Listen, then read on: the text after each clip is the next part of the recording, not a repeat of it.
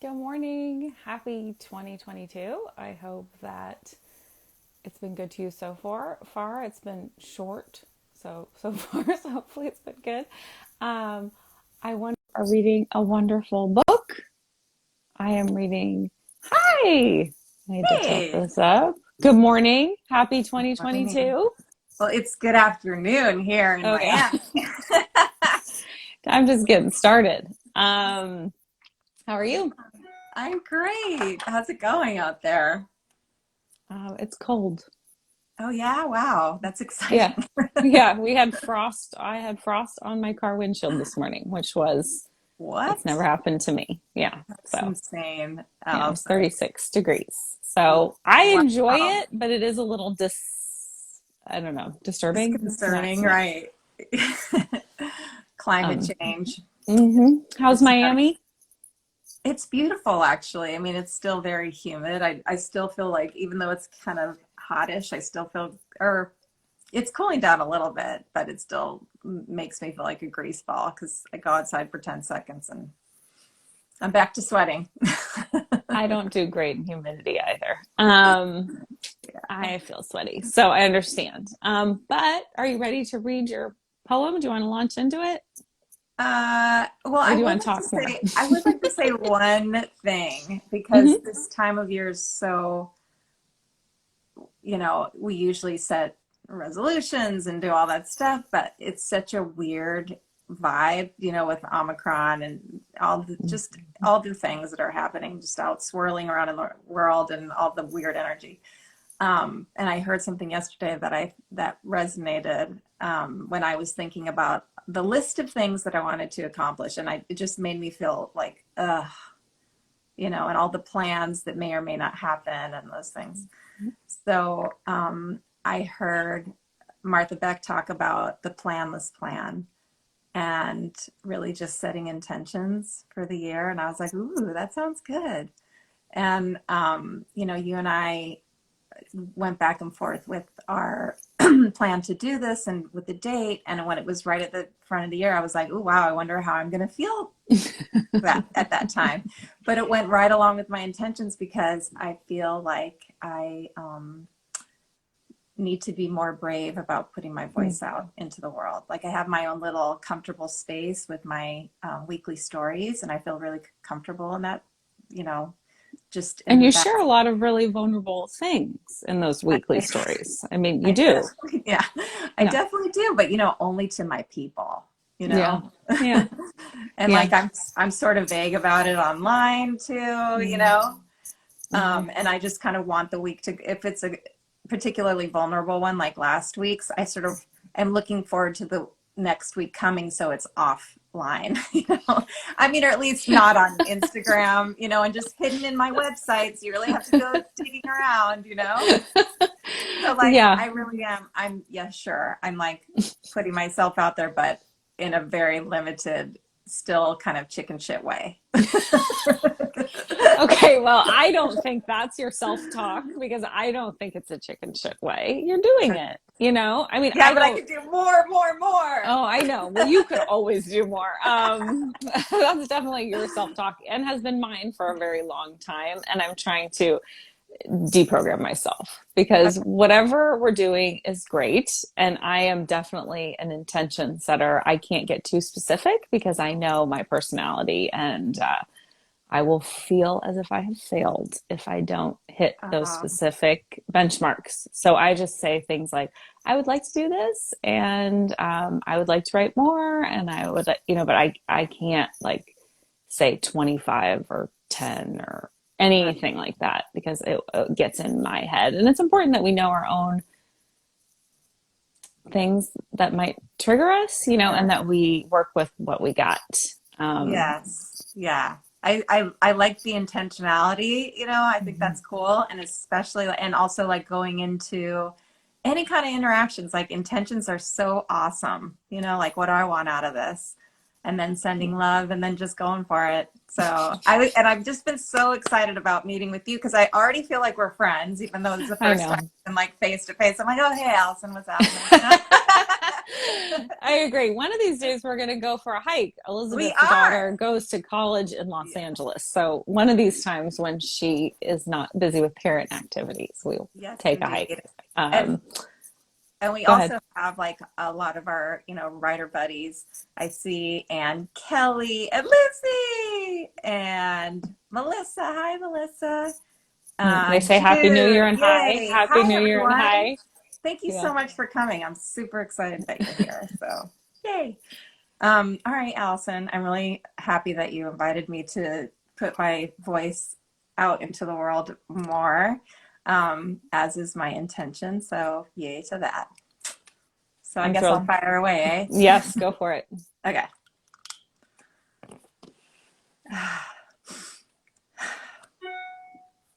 I am from Tumbleweeds, for brewer's yeast and golden seal.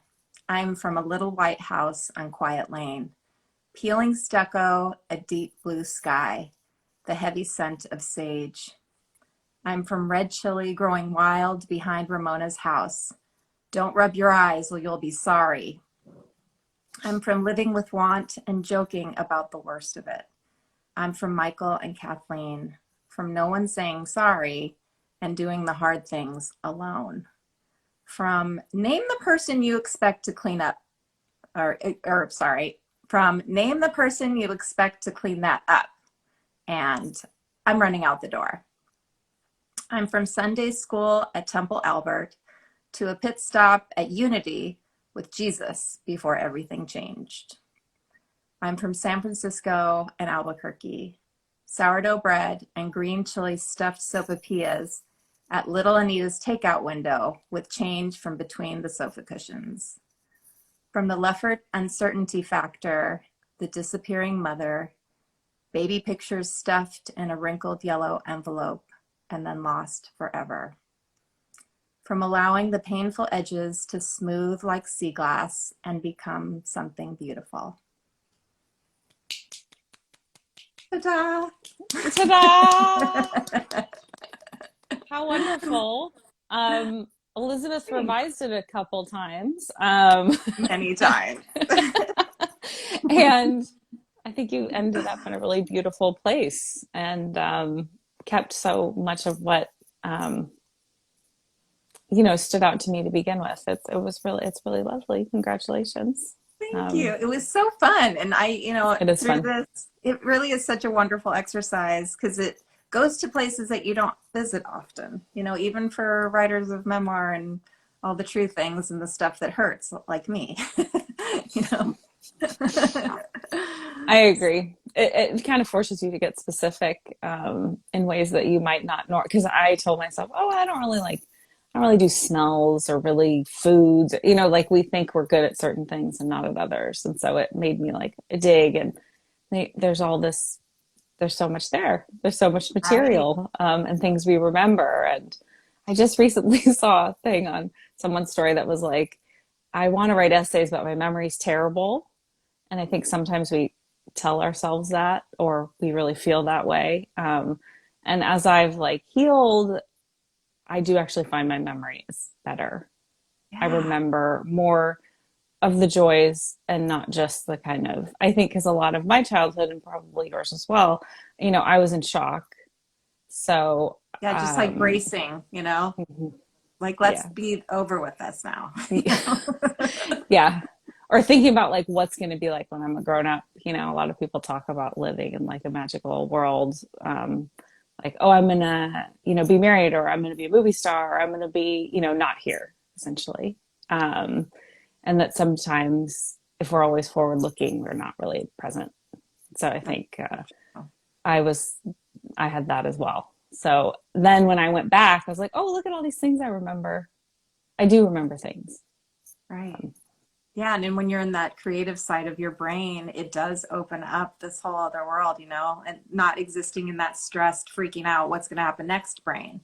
The other brain's like chilling and, fresh from a meditation and can access the sage in the front yard and the, green chili deliciousness that I so Don't enjoy. touch your eyes. Definitely don't touch your eyes. Yeah, I totally agree. just recently was talking about how I was frustrated as a young person. I probably didn't use that word, because I felt like a grown-up a lot. Yeah. And that sometimes I'll feel like that now, and I have to remind myself I'm actually a grown-up.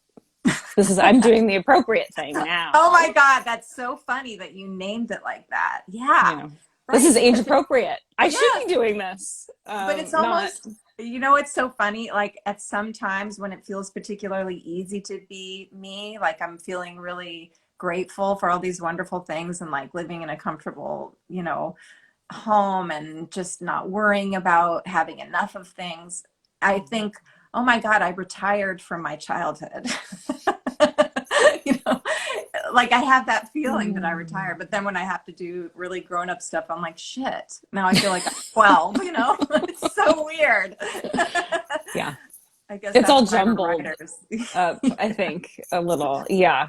Retired from your childhood. That's funny.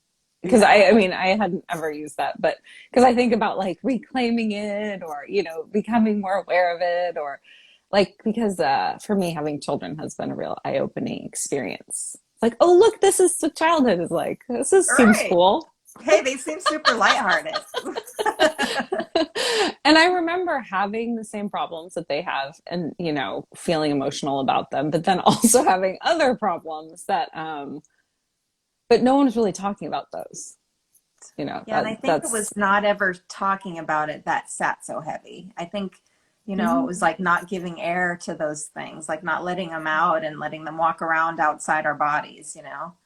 I think that's probably the thing that causes the most pain is like having it just sit in there. That's why I think Well, for writing me a book too, it was fabulous. questioning my own sanity along with that. Am I really experiencing the things that I'm experiencing? Because I feel like this is happening. Right. But the outside world is telling me that this other thing's happening, that I'm super lucky and my life's great. And, in certain ways it definitely was. I had a lovely home and I lived in a great place and I had a caring mother and, a nice life. But it was other stuff too. Both things can be true. First time I heard that was so liberating. I don't have to choose. It could have been a lovely childhood and a difficult childhood. Right. It could have been both. Uh-huh. That's so true. I don't have to choose. Yeah. And that simultaneity like just gives so much freedom. Like you don't have to feel just sad about this or just happy about it. Mm-hmm. I think that's why I'm having such trouble like pushing out the memoir that's already written and now it's like in the revision stage because I don't know if that's what I want the story to be, because as I continue to evolve as a person, I'm like, oh, that doesn't really fit now, like that perspective no longer applies to me. So like, hello, perpetual revision. I'm sure you've seen people having that conversation. How do you end a memoir? Because you're not done. If you don't have it, that's why I'm so obsessed with finding like the right container because then I know where it goes and where it ends. And because I feel the same, I feel actually gratitude that I did not write something 10 or 20 years ago because it would have just been so full of resentment. No, I'm just kidding. Resentment and I think less detail. I mean, it wouldn't have been good. That's why I didn't write it because it would have just been resentful in general. Just, hey, this sucked. I mean, that's just not very interesting. And no one needs to read that, least of all me. So I hear that, Elizabeth. I think that's part of the book, right? I guess so. But I mean, I'm just grateful for the part that the icky stories, the no one needs to read that stories, like that those are out of my body and plopped into my computer. Adios. I find it very healing. It's funny you say I do really find it like, how their body knows, like your body knows the score or your body remembers or whatever you want to put it. When I write something, I know it's true because my body won't let me write something that's not true. And there's something really powerful about that. Yeah. Owning it that way. This happened. I know it did because I'm writing it down and I'm willing to share it with the world. I can't talk myself out of it because I've spent a lot of time trying to talk myself out of it. Ah, that couldn't really happen. That seems terrible. Oh, no, so it's really powerful to be like, oh, this happened. This is a document, and I stand by it. Yeah.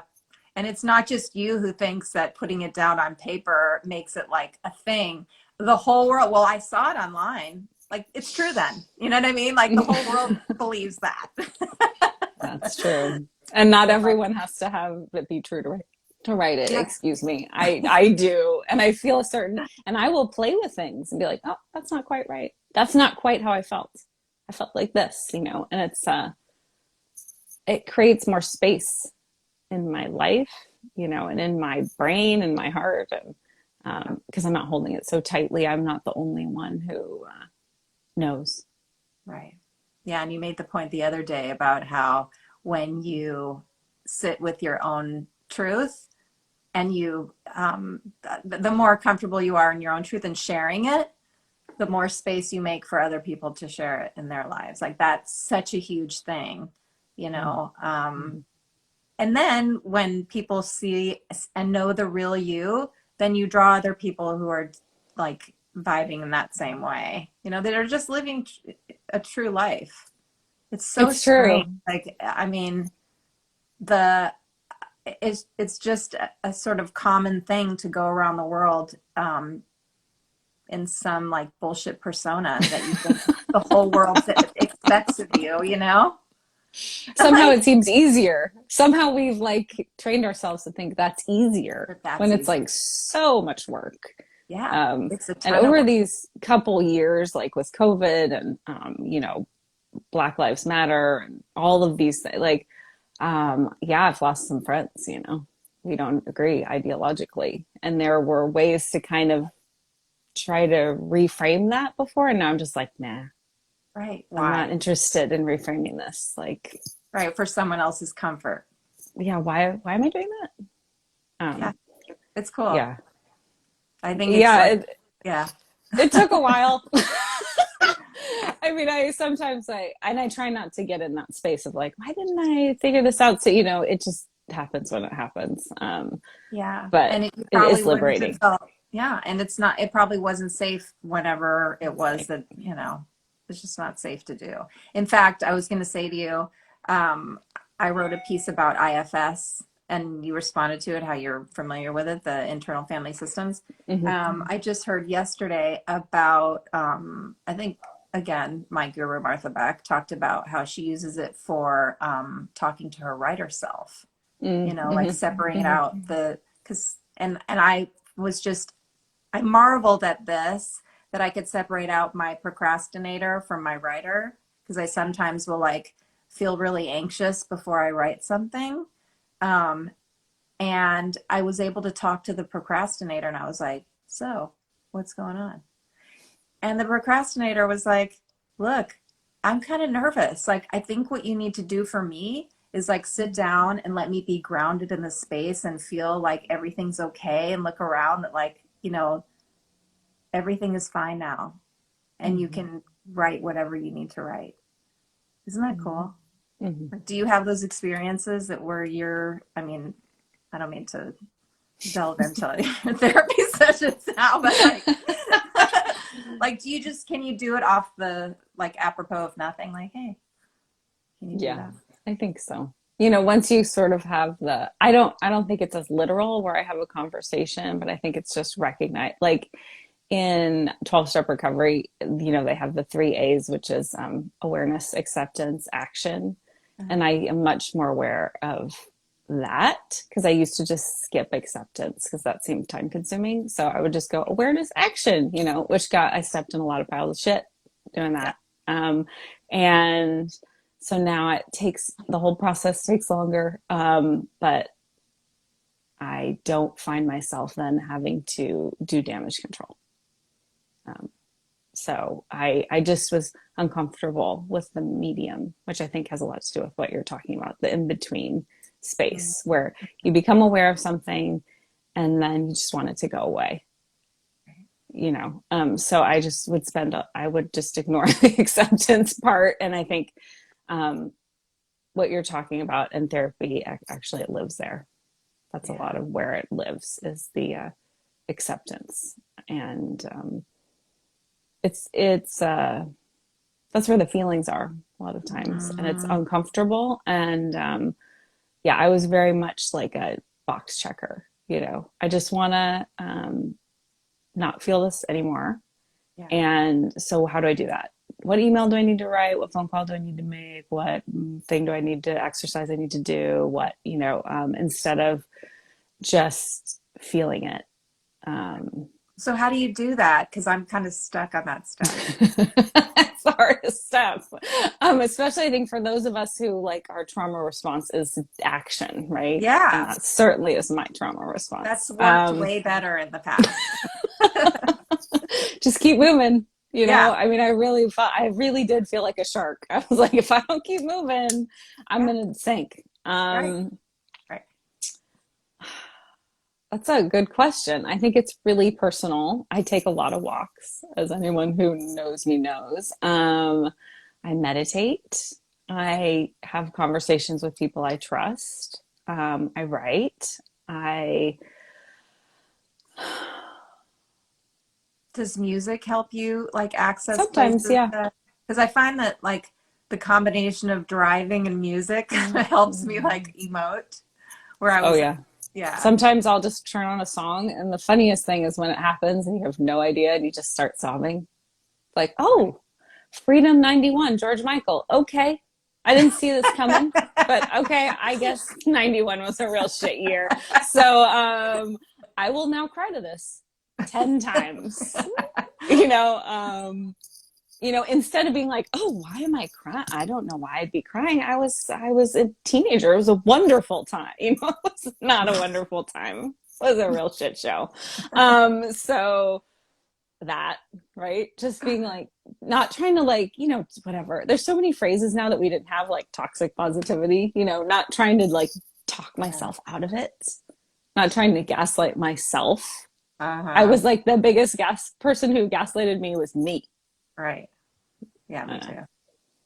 I think I like, do that a lot still sometimes, you know, because I'm I like mean, used to doing it, you know, it's like such a habit.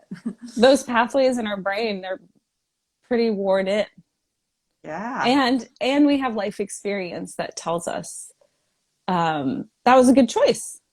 Look at all you achieved. Look at all you Yeah. accomplished. You know, and the things that I've accomplished, as I do less of that, maybe less impressive to other people. But they're Hmm. impressive to me.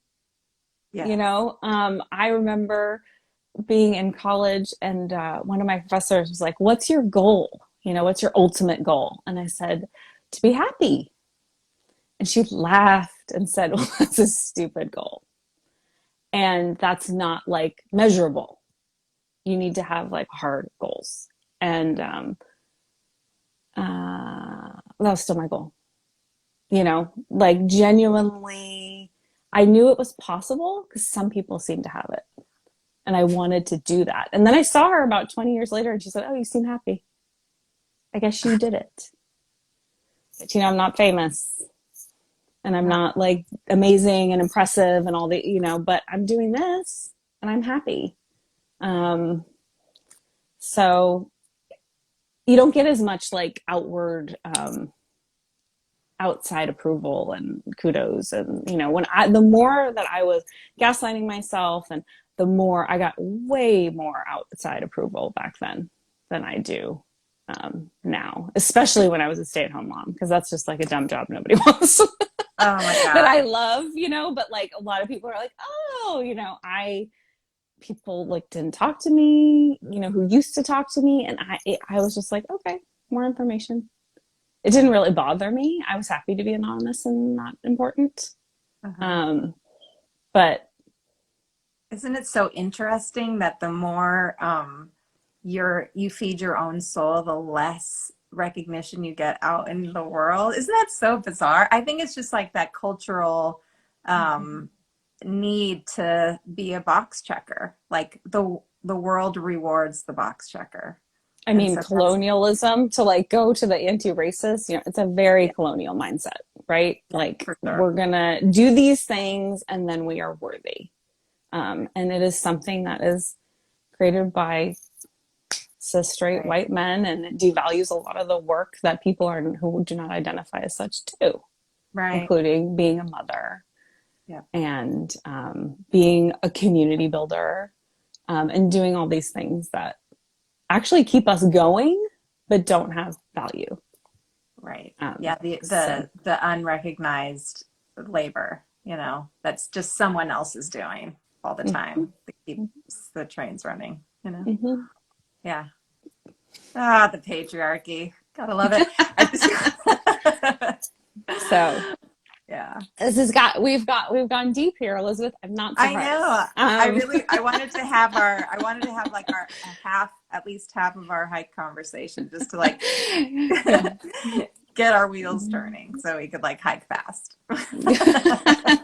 We can pick up when you visit next time, maybe if you're not too busy. But I'm going to wrap it up unless you have anything else you want to say, even though I know we could talk for a long time. Yeah, no, I've just thoroughly enjoyed this and looked forward to it Me so too. much. And I love that as a writer, I kind of learned that those sensory, um, like including sensory words and like this was very evocative because it went to sound and smells Mm-hmm. and vivid, visuals of my home and all that. So that was also a neat thing that I picked up. So I loved it all around, and I adore you. So mwah, mwah, mwah, mwah. Same. I'm so glad you did it, and I agree. It's a great template for just writing in general when we're excavating memory, and I think that's why it's so useful. And I love hearing people's stories. So I'm grateful this exists, Yeah. because I then I don't can think have you should talks like ever this. stop it. Really don't ever stop it. Because I love like listening to the writers who come on and do it. So I just hope I it will keeps do it going. as long as people want to participate. I am here because I love it. And Anne Kelly will be joining me in a few weeks. She just sent me her poem Yeah. this morning. So And I I'm think very Dara too. excited. I think Oh, Dara's going good, to do it. good. Yay. Everyone do So it. yeah. Yes, everyone who's here, please participate. You can DM me Yes. for the prompts. I am I want happy to to watch provide it. them. Yeah. Yes. So Well, thank um, you so much. thank you and happy new year. And what a wonderful way to start off the year. So I'm glad that you Absolutely. did it and it worked out. So It's bye, perfect. everyone. See you next time. Mwah. Bye, everyone.